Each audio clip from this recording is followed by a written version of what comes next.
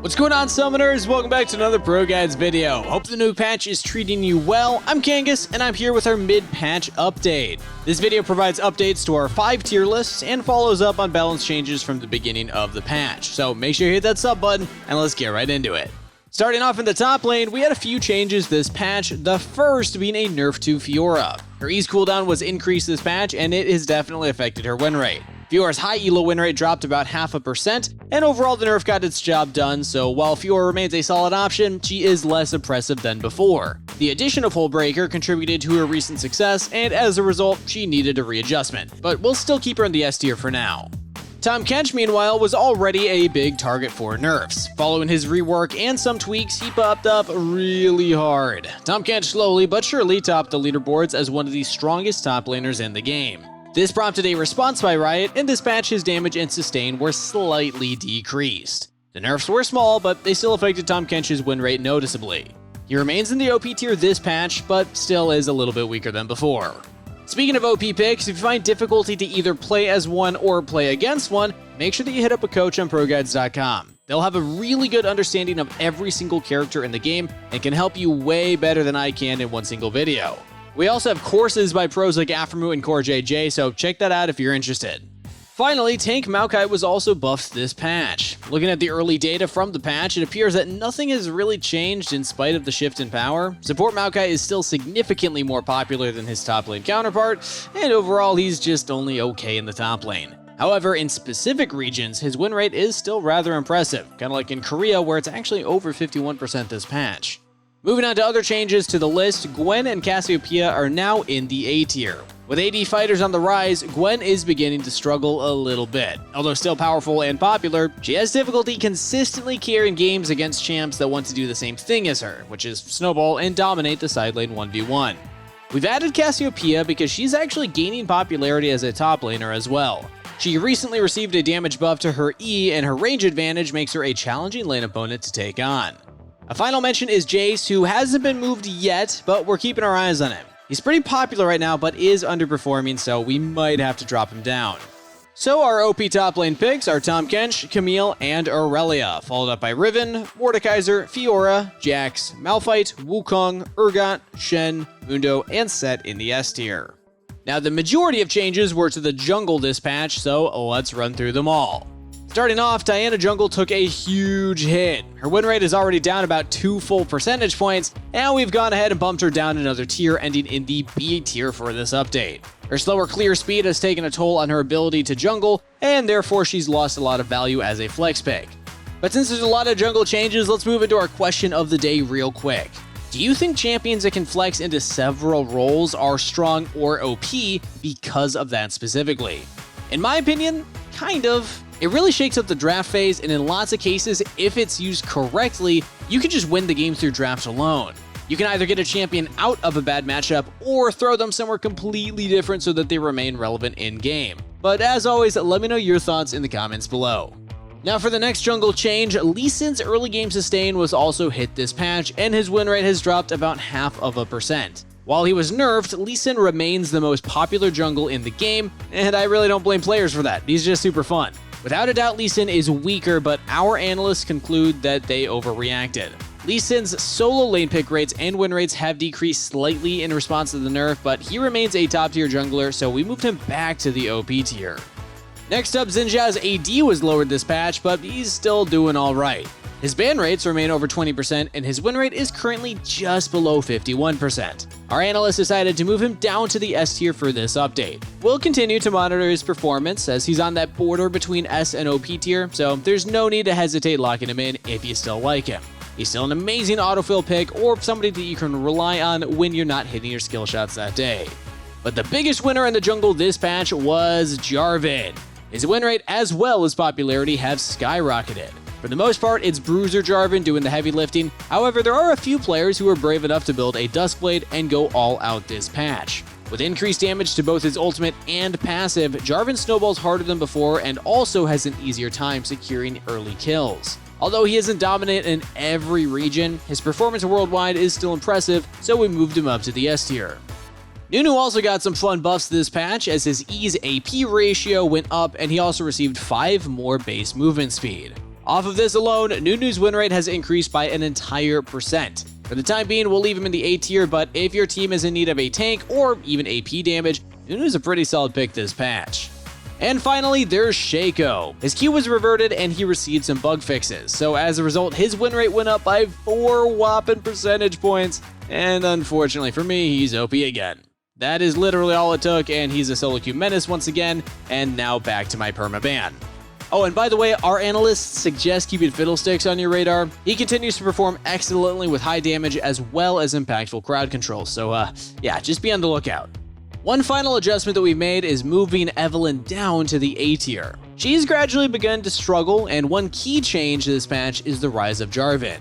Once caught in his ultimate, she's either forced to flash or use her own ult to escape. That's a major cooldown lost either way, and overall, there's just plenty of champions who will happily take her on in a direct battle. So our OP picks for this patch are Viego, Lee Sin, and Shaco. In the S tier, we have Elise, Evelyn, Fiddlesticks, Zac, Kindred, Kayn, Kha'Zix, Nocturne, Xin Zhao, and Jarvan. That covers the jungle, so mid lane next. Vladimir received a scaling buff this patch, but ironically, his win rate has actually dropped. Our best bet is that this is probably because more players were actually trying him out because they knew that he was buffed. This sometimes happens where win rates will be lowered by less experienced players using champs and then giving up later, which will then move up the win rate. But we're sticking to our placement of him and we will keep him in the S tier for those reasons. Meanwhile, Ziggs received a pretty big nerf this patch. While his base mana was increased, the slow on his E was lowered early on. The Minefield is a very versatile tool that allows Ziggs to either slow enemies down, setting him up for follow-up abilities and ganks, or an ability that he could use to protect himself from enemies approaching him. With the slow reduced by 20% early on, it is now significantly weaker, and Ziggs took a hit this patch as both a mid and bot laner. We still think that he's a solid B tier pick in the mid lane, even with these changes. And the final change we made to the mid lane tier list is we moved Akshan up to the S tier. The reason being is that Riot was a little too quick to hotfix buff him. After taking into consideration his gameplay, there was definitely a good amount of optimization that was necessary. From builds to skill orders to gameplay, there was lots of stuff that players would have to master in order to bring out his best. What really lets Akshan stand above the rest is his mobility. You can be creative with his E, and mid laners that need time to scale struggle heavily against his immense kill pressure because of that single ability. Then there's also his scoundrel mechanic that I'm pretty sure plenty of you hate dealing with. Take note that he continues to underperform in the side lanes though, but there's plenty of room left to optimize his E's use as the terrain differs vastly from what's available in the mid lane. As a bot laner though, he's objectively weaker because he benefits heavily from his levels via solo lane XP. Oh, and another quick note, Akshan typically struggles against a specific niche of characters. High damage, some form of a gap closer, and an ability that can block burst damage. Since his ultimate is very telegraphed, this gives enemies plenty of time to prepare for it. The 3 picks that our analysts see do well against him are Aurelia, Yasuo, and Pantheon, as they all have some way to counter his burst and also can hunt him down. So our OP mid laners this patch are Zed and Yasuo, and we made a quick swap out moving Katarina to the S tier. Yasuo has been sitting on that border, but with Akshan's popularity, Yasuo is ready to take his spot at the top. He's one of the most effective counter picks to a champion that lots of players are perceiving as broken. Anyway, in the S tier, we have Sylas, Talon, Annie, Fizz, Kiana, Diana, Ahri, Yone, LeBlanc, Kassadin, Anivia, Vladimir, Katarina, Malzahar, Aurelia, Heimerdinger, and Akshan. Next up, we got bot lane. First up was a buff for Jhin, who has made pretty big strides this patch. In high elo, Jhin has claimed the spot as the 3rd most popular pick. The increased damage to his ultimate and W gave him that little push that he needed to once again bully enemies out in the mid game. So without a doubt, he is sticking around in the S tier. Next up, Sivir's W scaling was increased, and yeah, she's slightly stronger than before, but the increase in strength is rather small and we're leaving her in the B tier regardless. There are other updates that we want to make to the tier list in spite of a very short set of changes to bot laners this patch. First up, Ziggs is down to the S tier. The nerfs did some damage, and if you like playing him, don't worry, he's still good, just not nearly as OP as before. Finally, Ashe and Ezreal have actually swapped tiers. Ashe is an OP pick, while Ezreal is now an S tier pick. But of course, Ezreal is still excellent, he's still an S tier pick, so don't misinterpret this change. He's consistent, safe, and still deals solid damage. Ashe, however, is on the rise as players have added Wit's End to her build, and it turns out that she's way stronger than most players thought, especially against the AP champs that are played bot lane. Her win rate have been consistently high, and while she's not very mobile, Ashe makes up for it with her high damage and a ton of utility. In terms of safety, as long as she slows down enemies and kites them, that's to some extent comparable to mobility at least. So our OP picks are Samira and Ashe, followed up by Ziggs, Jinx, Kai'Sa, Ezreal, Vayne, Jhin, Tristana, Draven, and Kog'Maw in the S tier. Finally, we'll conclude with supports. Let's begin with the Lulu nerf that everyone was asking for. Her win rate is down by almost a whole % this patch, but retains an unmovable ban rate at around 40%. Lulu remains an OP pick, but like many other cases, is weaker than before. Karma received a variety of changes this patch. For some extra damage, she lost a ton of utility from her mantra and empowered E. This makes her weaker at the high elo, but of course more damage makes her easier to play.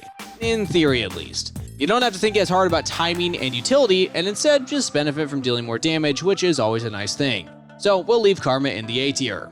Now, as you probably know, Sona was the subject of a massive rework this patch. Her passive now includes a ton of ability haste and even flat reduction to her ultimate later in the game. This led to a massive net increase in power this patch, and we've moved her all the way up to the OP tier. There's definitely still room for improvement as players spend more time figuring out how to best play her, but her win rate is already above 52%, and we expect it to continue to rise if she doesn't see a nerf soon.